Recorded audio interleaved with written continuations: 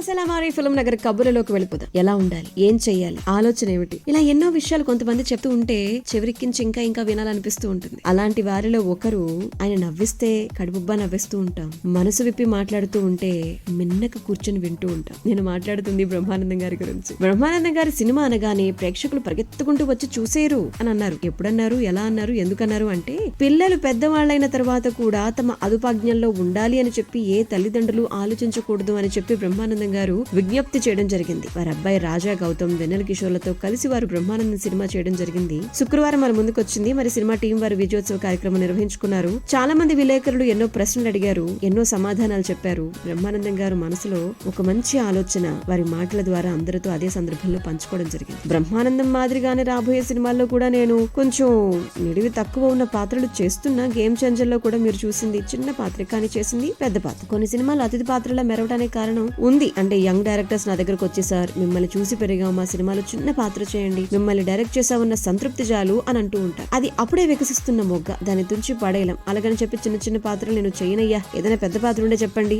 అని కూడా అనలేను. నేను ఆ పాత్ర చేయటం వల్ల నాకు వచ్చే నష్టమూ లేదు, అతనికి ఉపయోగం ఉందా లేదా అని ఆలోచిస్తే అతని మానసిక ఆనందం కలగడానికి ఉపయోగపడితే గనక చాలు అని అనిపిస్తూ ఉంటుంది. అలాగే బ్రహ్మానందం సినిమా అంటే ప్రేక్షకులు పరిగెత్తుకుంటూ వచ్చి చూసేరు. మూవీ బాగుంటేనే చూస్తారు, లేకపోతే చూడరు. ప్రేక్షకులు మామూలు వాళ్ళు కాదు. ప్రతి వాళ్ళు కూడా తెలుసుకోవాల్సిన, దేవుని ప్రార్థించుకోవాల్సిన విషయం ఏంటంటే, మనం ఎంత గొప్పవాళ్ళం అంత గొప్పవాళ్ళం అన్న విషయాన్ని మనం తలకెక్కించుకోకుండా చూసుకోవాలి. నేను ఎంత గొప్పవాడిని చూడు అని చెప్పి భుజకీర్తులు తగిలించుకొని వస్తే గనక భుజాలకు పుండ్లు అవుతాయి, అంతే తప్ప ఇంకేం జరగదు. ఒక సగటు మనిషిగా ఉండాలి తప్ప ఇంకొకటి కాదు. బ్రహ్మానందం సినిమాకి ఇంత ఆదరణ ఉంటుందని చెప్పి నేను అనుకోలేదు. అందరికీ ధన్యవాదాలు. ఇక మా రాజా గౌతమ్ సినిమాల విషయంలో నేను కలగజేసుకుని మీ అందరికీ ఒకటే విషయం చెప్తా. 20 నుంచి 25 సంవత్సరాల వయసు దాటినటువంటి తర్వాత పిల్లల్లో మనం వాళ్ళనే మన అదుపాజ్ఞంలో పెట్టుకోవాలని చెప్పి ఒక ఆలోచన చేసుకోవటం అనేది ఏ తండ్రి చేయకూడని విషయం అని చెప్పి నా పర్సనల్ రిక్వెస్ట్. వాళ్ళని స్వేచ్ఛగా వదిలేయండి. రెక్కలు వచ్చిన తర్వాత వాడికి నచ్చినట్టుగా అవి ఎగురుతాయి. అలా ఎగరటం అలవాటు చేయాలి తప్ప నిబంధనలు పెట్టామంటే గనక యువత గాడి తప్పుతోందని చెప్పి నా అభిప్రాయం. పుట్టిన దగ్గర నుంచి ఈ రోజు వరకు మా పిల్లల్ని ఏంట్రా ఇలా చేస్తున్నావు అని ఒక్కసారి కూడా తిట్టలేదు,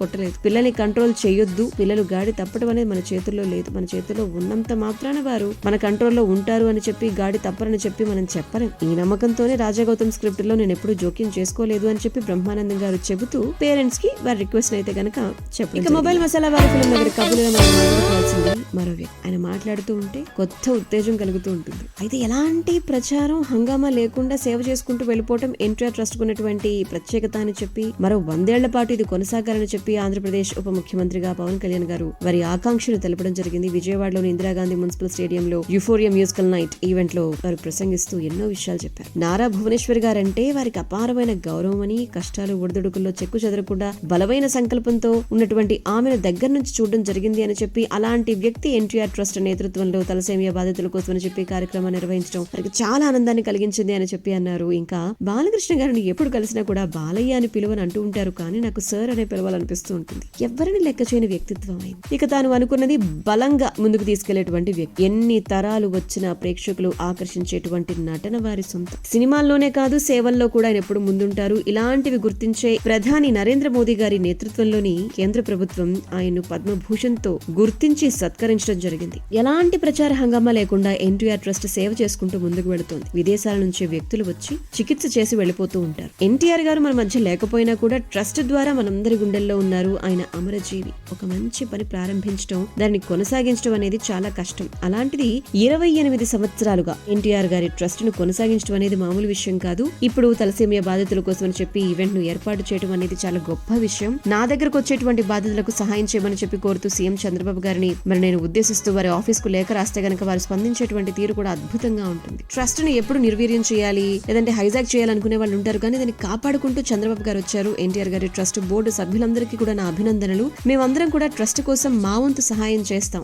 ఎంతసేపు పనే కాదు, సహాయ కార్యక్రమాల్లో కూడా వినోదం చూడొచ్చు అని చెప్పి ఈ మ్యూజికల్ నైట్ ద్వారా మీరు నిరూపించారు. విజయవాడకు వన్నె తీసుకొచ్చారు. ఈ కార్యక్రమానికి సంగీతం అందించినటువంటి తమన్ గారికి ప్రత్యేక అభినందనలు. నేను కూడా తలసేమియా బాధితుల కోసం అని చెప్పి ఎన్టీఆర్ గారి ట్రస్ట్ కు 50 లక్షల విరాళం అందిస్తూ ఉన్నానని చెప్పి, ఈ ఈవెంట్ కి టికెట్ కొనమని చెప్పి మా వాళ్ళకి చెప్తే ఈ విషయం తెలిసి భువనేశ్వర్ గారు మీకు టికెట్ ఏమీ అవసరం లేదు, మీరు టికెట్ కొనక్కర్లేదు, కార్యక్రమానికి రండి అని చెప్పి అన్నారు. మీరంతా టికెట్ కొనుక్కొని రావటం, నేనేమో ఉత్తిగా రావటం తప్పుగా అనిపించింది. అందుకని నా వంతు సహాయంగా తలసేమియా బాధితుల కోసమని చెప్పి, వారి చికిత్స కోసమని చెప్పి త్వరలోనే ఎన్టీఆర్ గారి ట్రస్ట్ కు 50 లక్షలు విరాళం ఇస్తాను, మీ అందరికీ ధన్యవాదాలు అని చెప్పి డిప్యూటీ సీఎం పవన్ కళ్యాణ్ గారు చెప్పడం జరిగింది.